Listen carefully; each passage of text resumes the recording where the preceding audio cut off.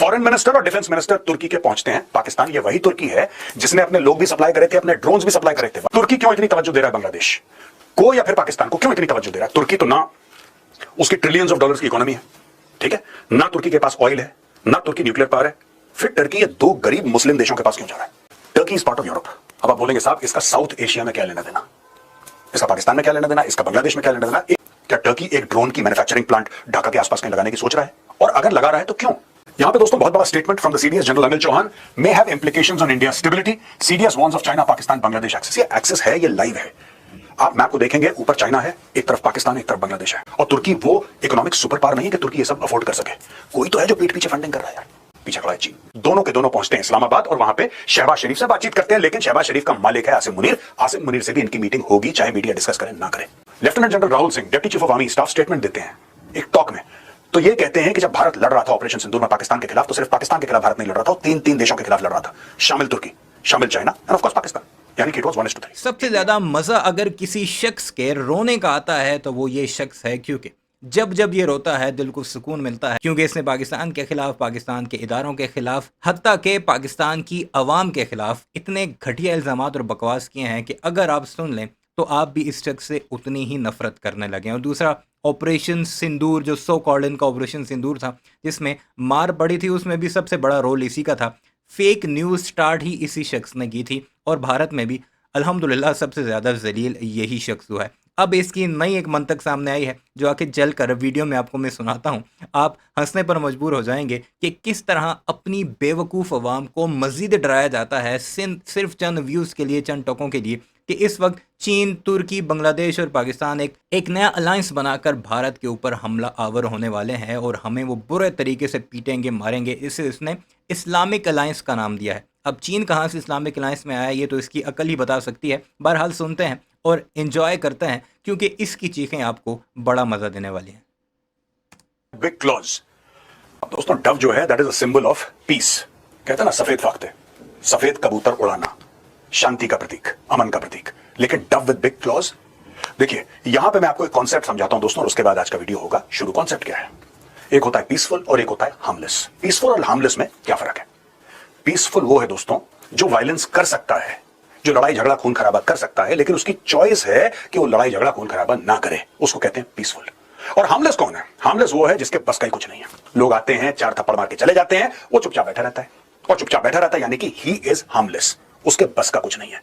India is a peaceful state, India is not a harmless state. और ये जितने भी देश हैं, काफ़ी हार्मलेस स्टेट है इंडिया, क्योंकि उसके इर्द गिर्द का कोई भी पड़ोसी उसकी शर से नहीं बचा। नेपाल, भूटान, इसके अलावा बांग्लादेश, म्यांमार, कोई भी छोटा सा मुल्क यानी जो इसकी थानेदारी मानेगा ये उसको चपेड़े मारेगा, और जो उसकी थानेदारी नहीं मानेगा, पाकिस्तान और चीन, ये उसके आगे गिड़गिड़ाएगा, रोएगा धोएगा, बिल्कुल गोबर आरिया की तरह। चाइना, टर्की, पाकिस्तान, बांग्लादेश, इन्होंने डव देखा, इन्होंने भारत की क्लॉज नहीं देखी। आज मैं इस कॉन्सेप्ट के बारे में, लेटेस्ट जियोपॉलिटिकल हैपनिंग्स हैं उसके फ्रेमवर्क में आपको कुछ समझाऊंगा। बड़ा इंटरेस्टिंग वीडियो होने वाला है, आप एंड तक जरूर देखिएगा।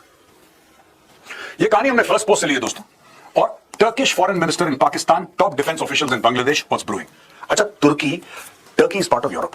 अब आप बोलेंगे साहब इसका साउथ एशिया में क्या लेना देना, इसका पाकिस्तान में क्या लेना देना, इसका बांग्लादेश में क्या लेना देना? एक तो कॉमनैलिटी है तीनों के बीच में, all three are Muslim countries and all three are members of the OIC, organisation of Islamic cooperation. और तुर्की चाहता है कि चेकमेट करे सऊदी अरेबिया को। कॉन्सेप्ट समझिए।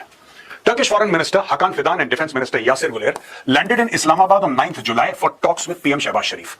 तो फॉरेन मिनिस्टर और डिफेंस मिनिस्टर तुर्की के पहुंचते हैं पाकिस्तान। ये वही तुर्की है जिसने अपने लोग भी सप्लाई करे थे, अपने ड्रोन्स भी सप्लाई करे थे। बायरक्टर ड्रोन्स के बारे में हमने आपको बताया था विस्तार से, डिटेल।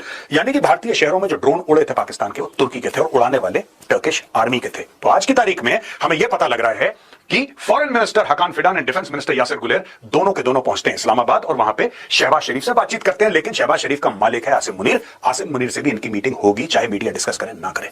एक परिक्रमा है, समझ रहे हैं दोस्तों? 25 किलोमीटर का फासला है बिटवीन इस्लामाबाद एंड रावलपिंडी, और यह परिक्रमा हर इंपॉर्टेंट बंदा जो पाकिस्तान आता है वो करता है।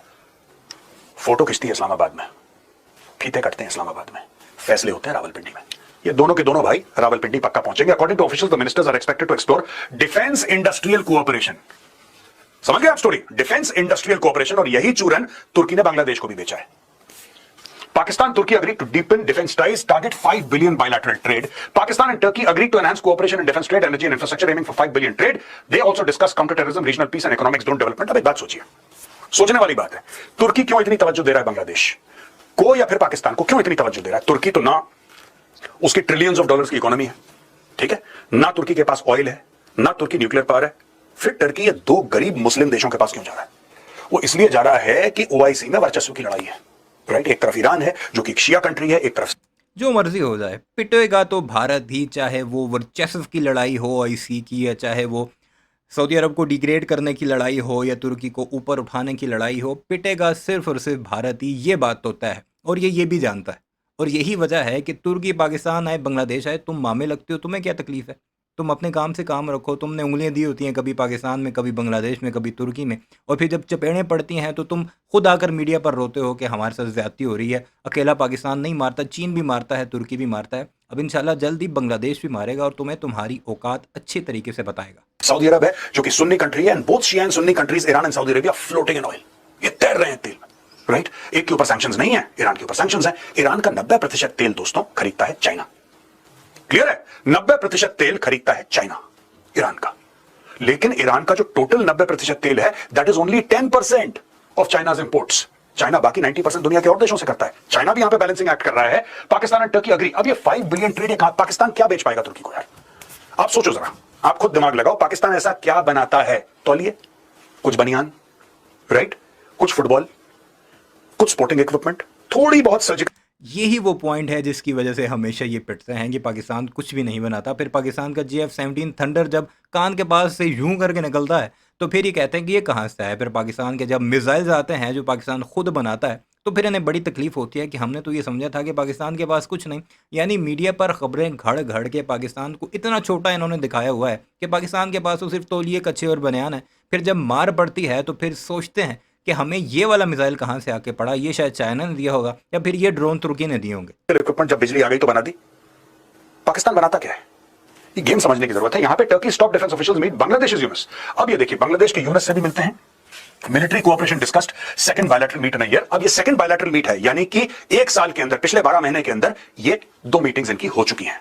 और जब हम पिछले 12 महीने की बात कर रहे हैं, प्लीज याद रखिएगा 5 अगस्त को पिछले साल तख्ता पलट हुआ था शेख हसीना का, राइट? तो पूरा 1 ईयर का साइकिल कंप्लीट नहीं हुआ है। प्लीज अंडरस्टैंड, 1 साल का साइकिल कंप्लीट नहीं हुआ है, अभी होना है। अगले महीने 5 तारीख को शेख हसीना का जो निकाला हुआ था वहां से, बांग्लादेश से, उसको निकाला था वहां से, उसका 1 साल कंप्लीट होगा। Turkey top defence industry official हलुक गुरगम, ठीक है जी, Bangladesh's chief advisor Mohammad Yunus and COS General Waqar-uz-Zaman, they discuss expanding defense and collaboration, enhancing technological cooperation. According to Bangladeshi media, the main focus of meeting was exploring new avenues for technological cooperation, strengthening military ties and facilitating the transfer of critical defense technologies. आ गई बात समझ में? यानी कि जो तुर्की है बांग्लादेश को की डिफेंस टेक्नोलॉजीज बेचेगा। इसमें क्या बेचेगा तुर्की? सोचिए, तुर्की wants to project itself as a drone super power. तुर्की के पास है क्या? जो उसका कान फाइटर जेट का प्रोजेक्ट है, वो तो जब जहाज उड़ेगा तब उड़ेगा। आज की तारीख में Turkey is known for, in defence circles, Turkey is known for drones. क्या टर्की एक ड्रोन की मैन्युफैक्चरिंग प्लांट ढाका के आसपास कहीं लगाने की सोच?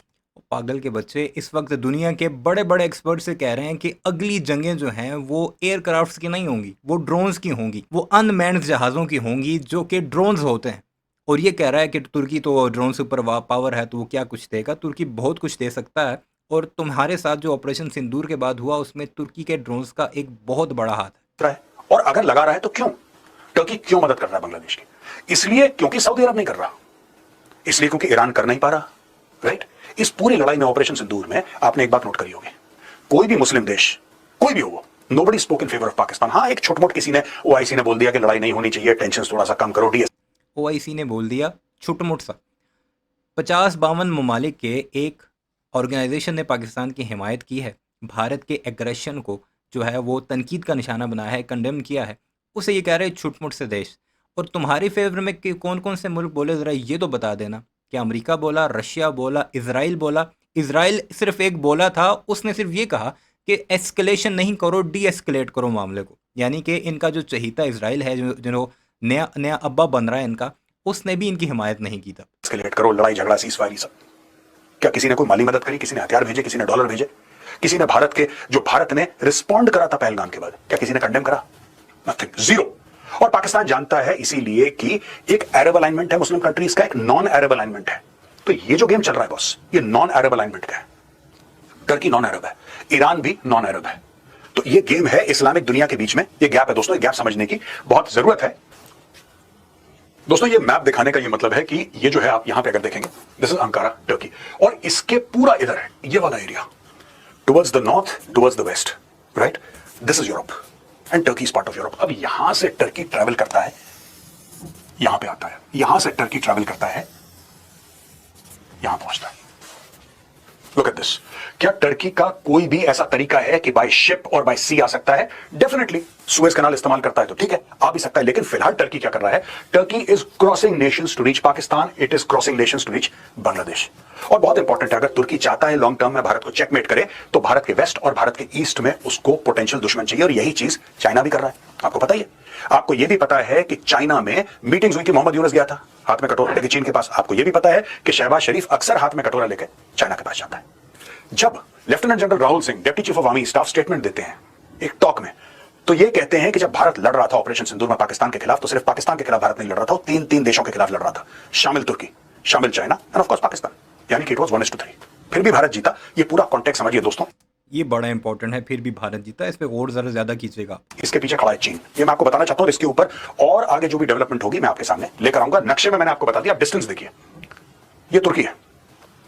वो दिन का मोदी जो है वो अमेरिका की ऐसी रियासतें जो कि लतीनी अमेरिका है और साथ ही साथ अफ्रीका की, जिनके नाम भी किसी ने नहीं सुने, उनके दौरे कर रहा है, वहाँ पर नाचता दिखाई दे रहा है। उस पर ये कभी नहीं बोलेगा क्योंकि अब्बा है इसका। लेकिन तुर्की का डेलीगेशन पाकिस्तान क्यों आया, बांग्लादेश क्यों किया, उसकी इसी तकलीफ है। यहां से आप पहुंचते हैं इस्लामाबाद, यहां से आप पहुंचते हैं ढाका, कितना डिस्टेंस है? और तुर्की वो इकोनॉमिक सुपर पावर नहीं है कि तुर्की ये सब अफोर्ड कर सके। कोई तो है जो पीठ पीछे फंडिंग कर रहा है यार, है ना? कोई तो है। जैसे फॉर एग्जांपल कल के वीडियो में हमने आपको क्या बताया था? हमने आपको ये बताया था कि जो सिल्कवॉर्म मिसाइल दी गई थी 1980s में, जो सिल्कवॉर्म मिसाइल चाइना ने दी थी, चाइना ने डायरेक्टली नहीं दी थी, चाइना ने थ्रू नॉर्थ कोरिया पहुंचाई थी ईरान को। आज की तारीख पे चाइना डायरेक्टली दे रहा है। लेकिन उस जमाने में क्योंकि सैंक्शंस थे, और नए नए सैंक्शंस 1979 के बाद लगे थे, जब खुमैनी की रेजिम आई थी वहां पे, तब चाइना ने बोला कि ठीक है, हम तुम्हें पालते हैं, हम तुम्हें पोसते हैं, लेकिन हम तुम्हें डायरेक्टली नहीं देंगे, हम थ्रू नॉर्थ कोरिया देंगे। वही ड्रामा आज तुर्की कर रहा है इन दोनों देशों के साथ, पीछे खड़ा है चीन। यहां पे दोस्तों बहुत बड़ा statement from the CDS general Anil Chauhan, may have implications on India stability, CDS warns of China Pakistan Bangladesh access. ये एक्सेस है, ये लाइव है। आप मैप को देखेंगे, ऊपर चाइना है, एक तरफ पाकिस्तान है, एक तरफ बांग्लादेश है। और चाइना वो देश है दोस्तों जो प्रॉक्सीज बनाता है पूरे के पूरे देशों को। ये कॉन्सेप्ट मैं कई बार समझा चुका हूं, आज दोबारा आपको एक्सप्लेन करूंगा, क्योंकि फिर आपको जो सीडीएस का स्टेटमेंट है आपको बेहतर तरीके से समझ में आ जाएगा। ठीक है, पाकिस्तान के प्रॉक्सीज कौन से हैं? लश्कर तैयबा, जैश ए मोहम्मद, हिजबुल मुजाहिदीन, ये पाकिस्तान के प्रॉक्सीज हैं। यानी कि पाकिस्तान अगर कुछ भारत में करवाता है और ये प्रॉक्सीज करते हैं, भारत में खून खराबा करते हैं, पाकिस्तान के नॉन स्टेट एक्टर्स हैं यार, हमें क्या पता?